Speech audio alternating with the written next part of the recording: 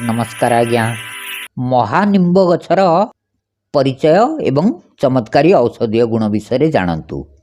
प्रकृतिर अमूल्य संपद होउची वृक्षलता।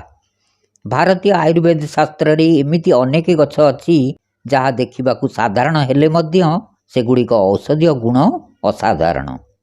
सेथि मध्यरु महानिंब अन्यतम। यहाकू इंग्लिश रे ट्री ऑफ हेवन मध्य कुआ जाए। ओडिशार गाँ गहली रे एई गछ बहुल परिमाण रे देखा जाए। गछर परिचय एवं वैज्ञानिक श्रेणी विभाग। महानिंब एक शीघ्र बढ़ुथिबा बड़ पर्णपाती वृक्ष। यह प्राय 18 रु 25 मीटर उच्चता पर्यंत बढ़ी थाए। यार वैज्ञानिक नाम एलेन्थस एक्सिलेसा। परिवार सिमोरोबेसी। इंग्लिश रे copal tree, varnish tree, Coromandel ailanto, tree of heaven. Hindi रे महारुख, महानिंब, जंगली सरवा, आड़ू, घोड़ा करंज, घोड़ा नीम। संस्कृत रे अराळु, अरालुका, अराळु वृक्ष, कटभांग, दीर्घ वृक्ष, पुती वृक्ष। ओडिया रे याकू महानिंब बा महारुख, महालिम, मुंडेई गछ बोली भी कुआ जाए। यार पत्र गुड़िक देखिबाकू नीम पत्र परी होइथिले मध्य आकार रे बड़ एवं यार एक स्वतंत्र गंध थाए।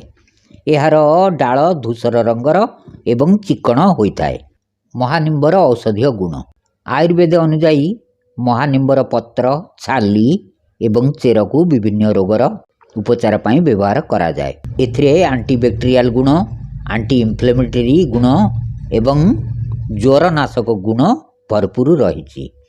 पेट जनित समस्या एवं झाड़ा रोग। महानिंबर छाली सबुठारु बड़ उपयोग होउची अतिसार बा डायरिया चिकित्सा रे। जदि काहार पुराना पेट गोलमाल समस्या किंबा रक्त झाड़ा डिसेंट्री होउथाए तेबे यार छालीर रस बा काढ़ा पीले तुरंत आराम मिली थाए। यह पेटर कुर्मी मारिबारे मध्य सहायक हुए। ज्वर एवं ठंडा। ज्वर समय रे शरीर तापमात्रा कमाइबा पई महानिंब एक प्राकृतिक औषध। यार पत्रर काढ़ा पीले ज्वर छाड़िबा सह शरीरर दुर्बलता दूर होइथाए। विशेषकरी मलेरिया भली ज्वर रे यार व्यवहार फलप्रद। महिला मानक स्वास्थ्य समस्या। महिला मानकर श्वेतप्रदर लिकोरिया एवं प्रसव परवर्ती समस्या रे महानिंब बहुत लाभदायक।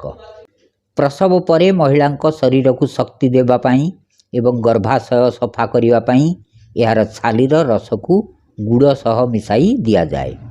श्वास रोग एवं काश। जो मानकर ब्रोंकाइटिस किंबा आस्थमा समस्या अच्छी सेमानक पाई महानिंब एक वरदान।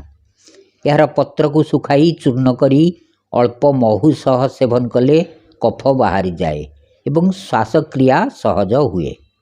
चर्म रोग। महानिंब रे एंटीसेप्टिक गुण थिबारु यह चर्म रोग पाई उत्तम। क्षत स्थान रे बा चर्म कुंडेई हेउथिबा स्थान रे यार पत्र को बाटी करी लगाइले घा शीघ्र सुखी जाए। सतर्कता। जदिओ यह एक प्राकृतिक औषध तथापि यार अत्यधिक मात्रा सेवन करिबा उचित नुहे। गर्भवती महिला माने यार व्यवहार करिबा पूर्वरु वैद्य बा कौनसी आयुर्वेदिक डाक्तर परामर्श नेबा आवश्यक।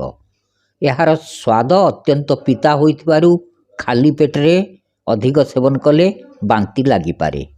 धन्यवाद।